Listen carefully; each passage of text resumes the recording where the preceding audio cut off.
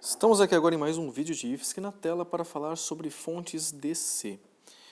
Bom, na sua casa você tem diversas fontes de corrente alternada a 220 volts. Se mora em São Paulo, talvez 110 volts. Mas como essa fonte de corrente alternada funciona na eletrônica da nossa televisão, do nosso celular, de um monitor, de um notebook? Primeiramente, eu preciso transformar essa corrente de 220 volts para uma corrente aí de 12 volts, 9 volts. Eu vou explicar primeiro como eu transformaria ela para 110 volts, que é uma forma um pouquinho mais simples. Inicialmente eu tenho minha tomada conectada no meu primeiro indutor. Esse primeiro indutor aqui, ele vai gerar um campo eletromagnético induzido pela corrente alternada que passa pelo meu fio, ok? Na minha bobina. Consequentemente, esse campo eletromagnético vai induzir nas minhas bobinas secundárias uma corrente proporcional ao número de enrolamentos que elas têm. Então, a minha segunda bobina, essa minha segunda bobina aqui, ela tem a metade do número de enrolamentos da minha primeira bobina, que é essa daqui. Consequentemente, a queda de tensão será de 50%, aproximadamente 110 volts, ok?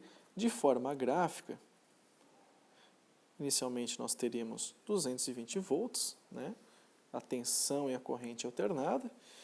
Num segundo passo, eu teria aqui uma queda de tensão de 220 agora para 110 volts, ok?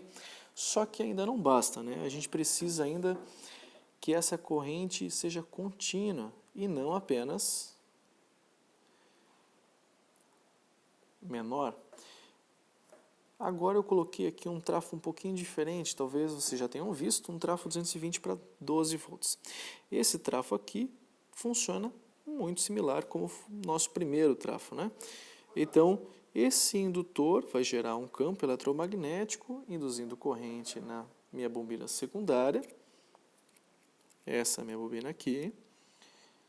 E os meus 12 volts alternados vão entrar nesse carinha aqui. Isso é o que a gente chama de ponte H. Essa ponte H ela é constituída por 4 diodos.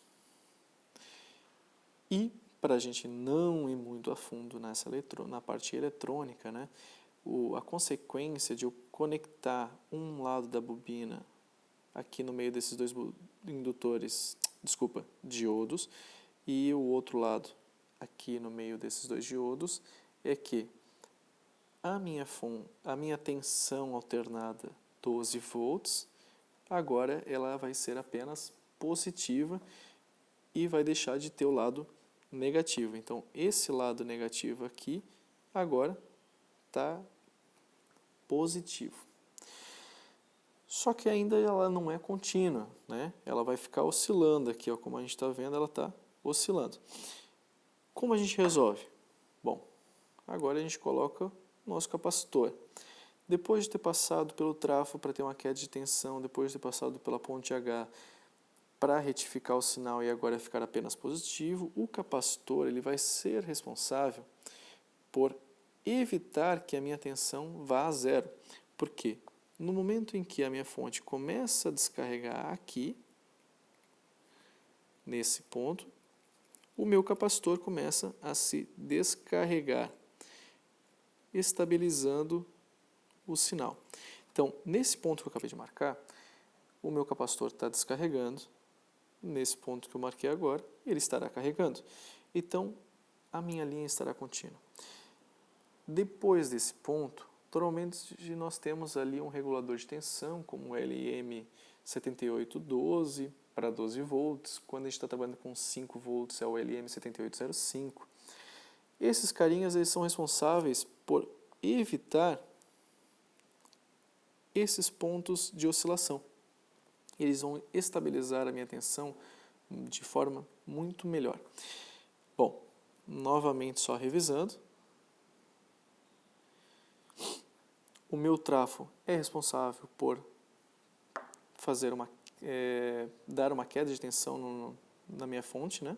A fonte inicialmente 220, eu tenho uma queda de tensão dependendo do número de bobinas.